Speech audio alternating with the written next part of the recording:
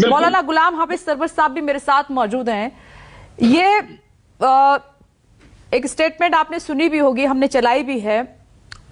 जो इस्लाम के जानकार हैं, मौलाना हैं, कथनी और करनी में अंतर के तौर पर इस स्टेटमेंट को देख रहे हैं। आपका क्या रिएक्शन है इस पर? क्योंकि इसमें हिंदू मुसलमान को अलग नहीं देखा है आरएसएस चीफ ने। नहीं, सबसे पहले तो जिस संगठन के वो मुखिया हैं और जिस हैसियत से उन्होंने बयान दिया उसका स्वागत होना चाहिए, पूरे देश को स्वागत करना चाहिए।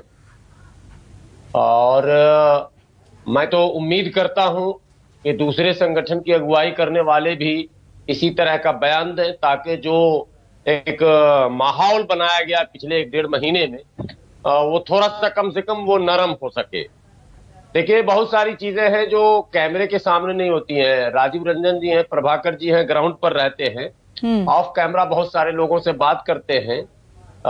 निसंदेह मैं बगैर लाव लपेट के एक बात यदि कहूं तो मैं कह सकता हूं कि मुसलमानों में मायूसी का माहौल बन चुका है।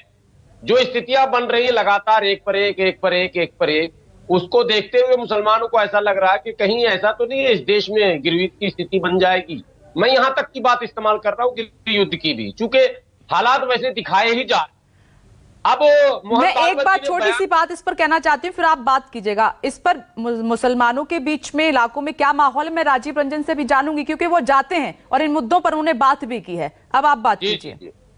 जी, मैं इसीलिए उनका मैंने उदाहरण नाम भी पहले बता दिया। मैं जानता हूं कि बिल्कुल ग्राउंड पर जाते हैं और सबसे खुलकर बात करते हैं, और इनसे हमारे मुस्लिम समाज के लोग इनसे खुलकर अपनी बात कह भी देते हैं। ये भी मैं आपको एडिशनल बता दूं। हाँ बिल्कुल, ये बात सच है। मन की बात, दिल की बात वो सब करते हैं और दिल खोल कर करते हैं। हाँ, करते हैं क्योंकि इनका जो अंदाज अपना वो अलग है। मैं एक बात बड़ी गंभीरता से कहूंगा कि कुछ सच्चाई के साथ कुछ झूठ का कॉकटेल बनाकर पेश किया जा रहा।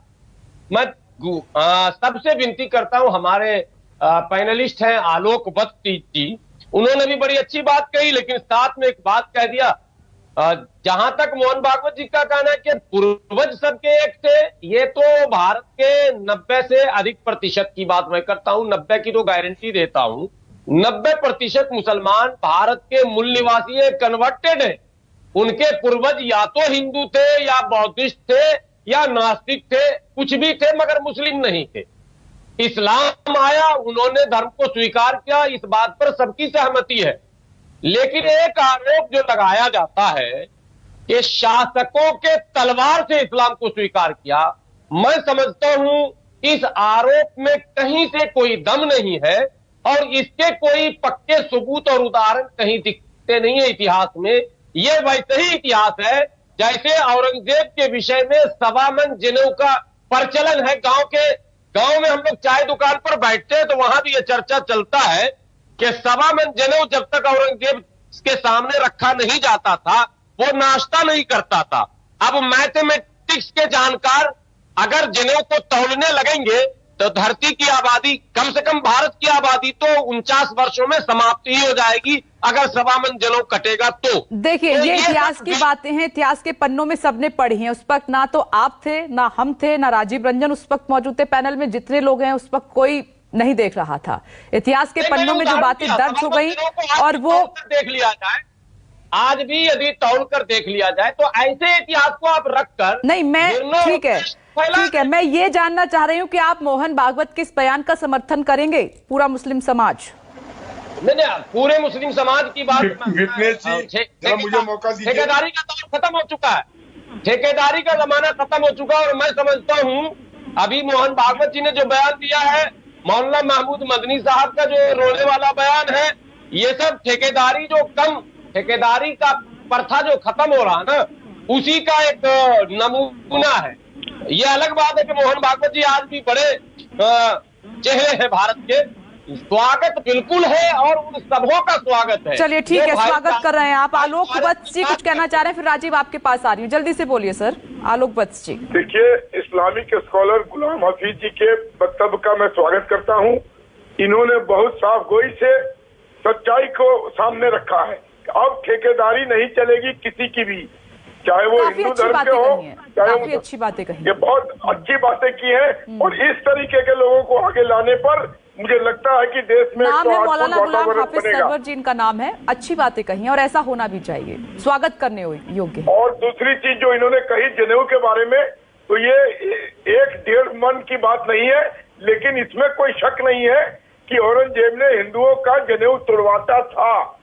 अब वो कितना अब देखिए ये एक बहस का मुद्दा हो जाएगा। आलोक बत्सी, मैंने उनको कहा कि इतिहास के पन्नों में दर्ज है, ये सबने पढ़ा है, न तब आप थे न हम थे, ठीक है, इस पर नहीं, लेकिन मैं आज आरएसएस चीफ मोहन भागवत के बयान पर हम लोग बात कर रहे हैं, इस पर रहेंगे। स्वागत करता हूँ। हाँ, दो बातें बहुत इंपॉर्टेंट कही है सरवर साहब ने। उन्होंने कहा कि ठेकेदारी नहीं चलेगी, दूसरा समाज को जो जोड़ता है, जो बातें हैं, जो फैसले, उनका स्वागत होना चाहिए और साफ गोई से बातें कही हैं। ठीक है, राजीव रंजन अब आप बोलिए।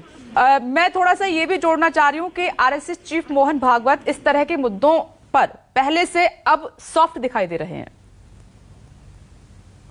नहीं, सॉफ्ट और हार्ड की बात नहीं है विपनेश, ये तो उनकी विचारधारा के स्तर पर बातें हैं। आप आरएसएस के विचारधारा, गुरु गोलवलकर की किताब पढ़िए, हेडगेवार की किताब पढ़िए, जो लोग, वो तो एक सिद्धांत है और एक विचार है जो पीछे कई सालों से चला आ रहा है, कई दशक हो गए, करीब 100 साल होने को है। तो अब मूल बात ये नहीं है, मूल बात ये है कि आप इतिहास को लेकर के अभी जो हम बात कर रहे हैं कि मुसलमानों के, देश के मुसलमानों में क्या स्थिति है और इस बयान का क्या मतलब आएगा। दरअसल क्या है कि आजादी के बाद जिन मुसलमानों ने भारत में रहने का फैसला किया, उसके बाद से लेके अब तक मुसलमानों को वोट बैंक के तौर पर इस्तेमाल किया गया। तमाम सियासी पार्टियां आई, उनकी सरकारें बनी और उन्होंने मुसलमानों को एक वोट बैंक की तरह इस्तेमाल किया। मुसलमानों को भी ये भरम हो गया था कि वो चाहेंगे, जिसको चाहेंगे उसकी सरकार बनाएंगे। अब ये दोनों भरम टूट गया हिंदुस्तान की राजनीति में और इसका श्रेय नरेंद्र मोदी और भारतीय जनता पार्टी को जाना चाहिए। अब मुसलमानों को दिखाने के लिए कोई इफ्तारी नहीं देता, अब कोई टोपी और गमछा पहन के इफ्तार में नहीं जाता है, चाहे वो भारतीय जनता पार्टी के नेता हो और चाहे दूसरी पार्टी के नेता हो। अब उन्हें मंदिरों में जाने का शौक है और कैमरा लेकर के मंदिर में जाते हैं, चाहे जिस भी पार्टी के नेता हो। तो मुस्लिम वोट बैंक की राजनीति को खत्म करने का श्रेय भारत के प्रधानमंत्री नरेंद्र मोदी को जाता है। अब मुस्लिम वोटों को की खातिर राजनीति करने वाले लोग थोड़ा बैकफुट पर है ये, और मुसलमानों को भी ये भरम टूट गया कि वो जिसको चाहेंगे उसकी सरकार बना देंगे, जिसका विरोध करेंगे वो सरकार में नहीं आ पाएगा। ये एक भारत के राजनीति की एक बहुत ही कड़वी हकीकत सामने पीछे आई है।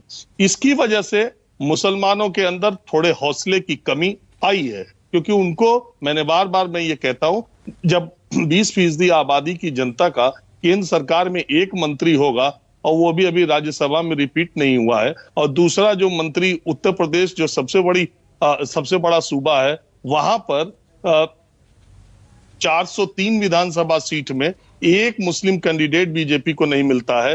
मंत्री बनाने के लिए आपको अल्पसंख्यक समुदाय के एक ऐसे आदमी को ले आना पड़ता है जो किसी सदन का सदस्य नहीं है। वो बात इस बार भी लागू हुई थी, वो बात 2017 के चुनाव में भी लागू हुई थी। तो 20% आबादी की जनता जो इसके पहले अपने प्रतिशत से ज्यादा टिकट भी पाती थी और उसके मंत्री भी बनते थे, तो उसको अपनी एक आदत पड़ गई थी, तो उसको अपनी आवाज लगता है कि सत्ता संगठन में कम सुनाई दे रही है। इस सरकार में या इस पार्टी में उनके नुमाइंदे कम है या उनकी बातें कम की जा रही है। मैं बार कहता हूं कि भारत के मुसलमानों का भारतीय जनता पार्टी से वही रिश्ता है जो भारतीय जनता पार्टी का भारत के मुसलमानों से है। अब बात आती है जब आप मंदिर मस्जिद का विवाद करते हैं और परोक्ष या अपरोक्ष रूप से भारतीय जनता पार्टी और आरएसएस का उसको समर्थन मिलता है, तब मुसलमानों को ऐसा लगता है कि सरकार और पार्टी की वजह से कहीं पीछे से इसको आगे तो नहीं किया जा रहा है। जब वो बाबरी मस्जिद पर वहां भव्य राम मंदिर बनते हुए भारत का मुसलमान देखता है तो वो अदालत के फैसले पर कोई सवाल नहीं उठाता है, लेकिन तब उसे याद आता है कि कहा तो ये गया था कि अयोध्या का मामला होने के बाद 1991 में जो प्लेसेस ऑफ वर्शिप एक्ट आया था, अब उस पर अमल किया जाएगा। अब दूसरी जगह मंदिर मस्जिद का विवाद खड़ा नहीं किया जाएगा।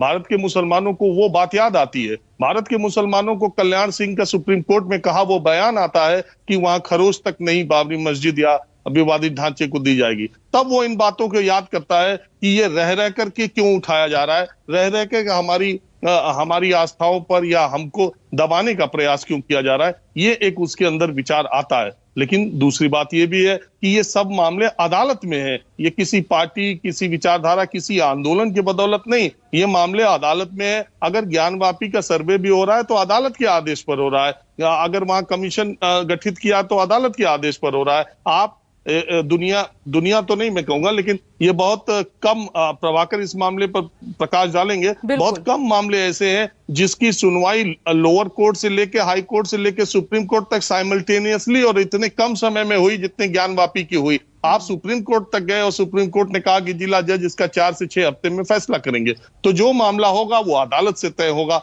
इसमें अदालत लोग गए हैं जिनकी अपनी आस्था है, अदालत ने सर्वे कमीशन किया, तो निश्चित तौर पर ये सारे मसले ऐसे हैं, इनका या तो समाधान आपसी बातचीत से होगा या अदालत से होगा, इसके अलावा कोई तीसरा रास्ता नहीं है। यही बात आरएसएस चीफ मोहन भागवत ने भी कही है कि आपसी भाईचारे से, आपसी बात से समाधान इनका हो सकता है। और एक बात जो अदालत का एंगल है वो आपने सही उठाया है कि ये तो सब अदालत के आदेश पे हो रहा है।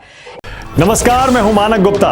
अगर आपको हमारा ये वीडियो पसंद आया हो तो इसे लाइक और शेयर जरूर करें, और हाँ, हमें सब्सक्राइब और फॉलो करना ना भूलें ताकि आप देश और दुनिया की कोई खबर मिस ना करें। तो जुड़े रहिए हमारे साथ और देखते रहिए न्यूज़ 24।